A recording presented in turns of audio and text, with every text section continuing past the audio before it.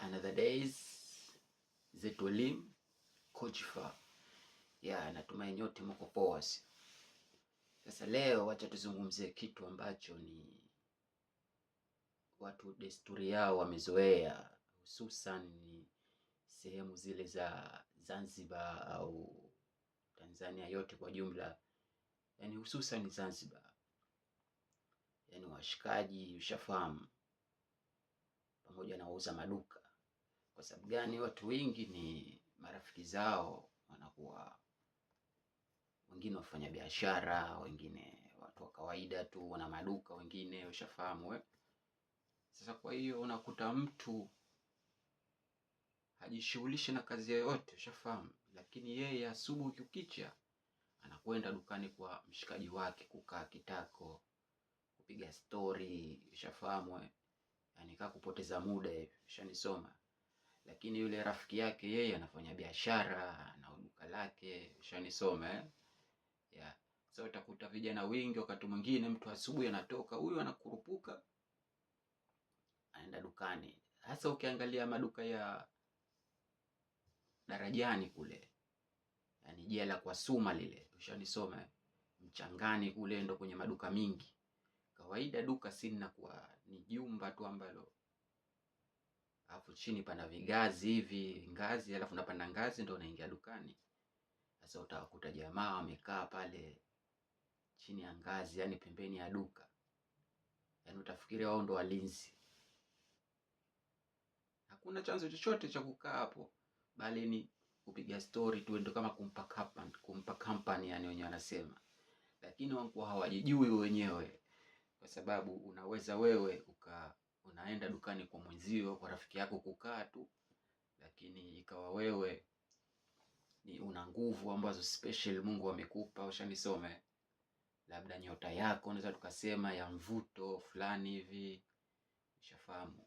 Ukienda kukaa katika hilo duka pembeni, basi wanakuja wateja wingi, jamaa anafanya biashara vizuri tu, ushafahamu. Lakini yeye mwenyewe anakuwa hajui bado, hata na wewe mwenyewe hujijui kama uko hivyo, ushafahamu. Lakini siku ambayo kama wewe huendi, si watu wingi wanakuja katika duka kununua biashara. Ushaone? Sasa inakuwa wakati mwingine mpaka ule mwenye duka anakuwa anashtuka, mbona akija mshikaji akikaa hapa ile nakuwa nafanya biashara, wateja wanakuja wingi dukani kwangu.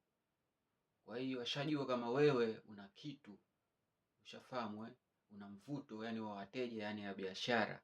Sio muuza duka, lakini sasa wewe umekaa tu pale kama mshikaji, unapiga story, vipi Rashidi, kwa mambo vipi, fresh au ndio hivyo, tupo sio hivi shona story kutwa, yani ndio umejenga kama kijiwe chako mwenyewe hapo, ushanisoma. Unatoka zako ng'ambu labda huko au meno ya shamba, unaenda kwa mshikaji dukani town. Sasa inakuta hata mwisho yule mwenze muuza duka, sasa yule mshikaji wako anakuwa anafahamu kama wewe ni kivutio kwake dukani kwake, ushanifahamu. Ni kivutio chako, ushafahamu. Sasa najua bana, huyu ni kivutio changu, umbe huyu akija hapa tukipiga story fresh tu, biashara inafanyika vizuri. Na ala hupigi debe wewe mshikaji, unaenda kukaa kama karibuni wateja hivi nini, ushafahamu. Kwa sababu wauza maduka wingi, sikufichi, wauza maduka wingi, yani sio wote, yani nusu kwa nusu, wingi wao huwa wanatumia nguvu nyeusi, yani nguvu za usiku, yani nguvu za giza, ushirikina wakati mwingine, ushafahamu. Sio wote, lakini wengine sasa wanakuwa watu wenye machale. Kwa sababu gani? Biashara, hasa biashara ambayo ilikuwa wamejikusanya sehemu moja, watu wafanya biashara, inakuwa kama ni mashindano hapo, competition hapo, kila mmoja anataka kufanya biashara yake, ushanisoma.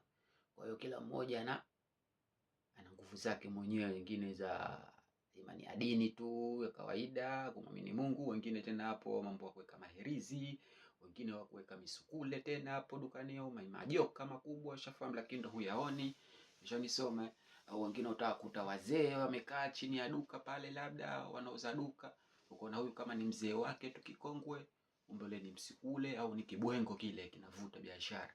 Sasa wengine hawana hizo, ni wao tu washikaji tu wameweka nguo zao, viatu nini, ushanifahamu, au jezi za mpira, ushanisoma.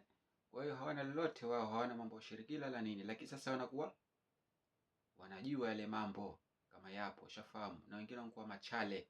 Sasa akishakuona wewe muuza duka, huyu mshikaji wa kwangu anakuja anipa support, ushafahamu. Anakuja hapa tunapiga story nini. Okay. Sasa ashakujua kama wewe una nyota fulani, una nguvu za kuvutia wateja. Sasa ataanza kukununua. Vipi ataanza kukununua? Ataanza kununua kiakili, ili usiondoke pale dukani kwake. Asubuhi uwe ushafika dukani pale, ushanisome. Mara sengia atakupiga ofa, ikipita kashata na njugu pale, ikipita kahawa nini. Oya Rashidi, Mdani, Maliki, chukua bana hiyo hapo kikombe cha kahawa, pata nikasusi hiyo. Tena pale wewe mwenyewe unajiona umepata ile, na mshikaji naenda dukani kwake na ananitoa si nyingine. Bana fresh kama nini, njoo chukue maboksi haya hapa, atoe apeleke sehemu hapo chini hapo, jani, ushanisome. Sina pale unaona kama ndio ushapata kazi, kumbe hujui mwenyewe kama wewe una kitu fulani. Hata wewe kama utaamua wewe mwenyewe bila kwenda dukani hapo kwa mshikaji, unaweza kufanya jambo fulani la maana. Kwa sababu gani?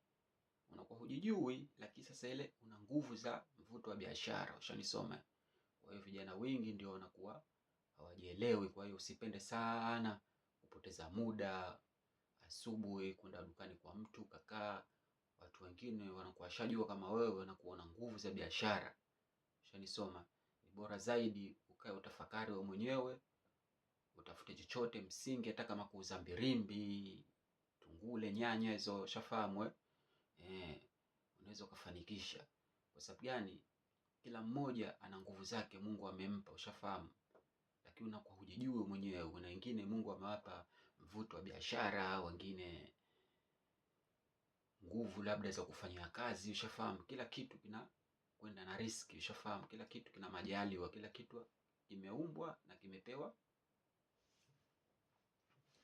faida zake, ushanisoma. Kwa hiyo wewe sasa, ikiwa pale unatumika kila siku, itakuwa yeye pale anafanya biashara bila wewe mwenyewe kujua kama anatumia nguvu zako. Lakini huyo mshikaji, hata kama yeye hatumii masuala yote ya ushirikina, lakini anakuwa anashtuka tu. Kwa sababu gani? Watu wafanya biashara wanakuwa watu wa kutuliza akili, ushanisoma. Kwa hiyo anashtuka tu, akija hapa na soro biashara nakuwa anafanya fresh mshikaji wa kwangu yule. Kwa hiyo kama hata siku hujenda siku moja tu, basi anaweza kukupigia simu, oya Jume, vipi, naona leo sijakuona hujatia maguu dukani, vipi fresh? Tena utakurupuka tu, poa anakuja sasa hivi babu, pirika tu, si unajua mmechelewa kuamka nini. Ashakujua kama yeye ni kivutio cha biashara yake, ushanisoma. Kwa hiyo lazima uwe makini. Utapoteza muda wako, siku zinakwenda, unakuwa mzee tena, ndio utakuta wengine mpaka wazee tangu kijana mpaka wanazeeka wako madukani tu, maduka ya watu tu. Wengine wanatumika tu pale, washakununuliwa kikombe cha kahawa na njugu, si na kashata, au washanunuliwa alkasusi pale. Mwisho tena atakuanza kukuajiri pale tena. Utakuwa unafagia ndani, mara upange vitu. Ushanisoma, kumbe ni kitega uchumi chake, lakini wewe hujui. Na ala haja kunyunyuzia udi wala uvumba, ushanisoma. Lakini inakuwa zile nguvu tu amekushtukizia kama huyu mshikaji mtu fresh, anaendana na mimi, ushanisoma. Hata akikaa tu hapa dukani kwangu chini ya tu akingazi tu hichi, akijenga kimaskani mwenyewe, akikaa tu mwenyewe tunapiga story, basi nafanya biashara vizuri. Kwa hiyo kuwa makini mshikaji, sio unapenda sana kukaa madukani mwa watu, unakwenda mwenyewe unapoteza muda, kumbe hujui unawapa tu faida. Sio kaa tafakari wewe mwenyewe, unaweza kufanya jambo lolote. Biashara kila mtu unaweza kufanya, hata kala kimoja ukipata vile vile unaweza kupanga tambirimbi chini marikiti kule fresh zikaenda na uko unafanya biashara, ushanisoma. Kwa hiyo tahadhari sana, kuwa makini brothers. Maisha kila mmoja ana riski zake. Kwa hiyo wengine wanatumia nguvu za riski za wenzi wao kwa kujinemesha wao maisha yao, sio? Careful. I hope mtakuwa mnatizama zaidi hizi lesson ambazo tunafundishana kidogo kidogo hivyo hivyo, ili tuweze kufahamu zaidi, kufahamiana vipi maisha, vipi unatakiwa uishi, vipi mafanikio. Shanisoma ya shukran. Chao.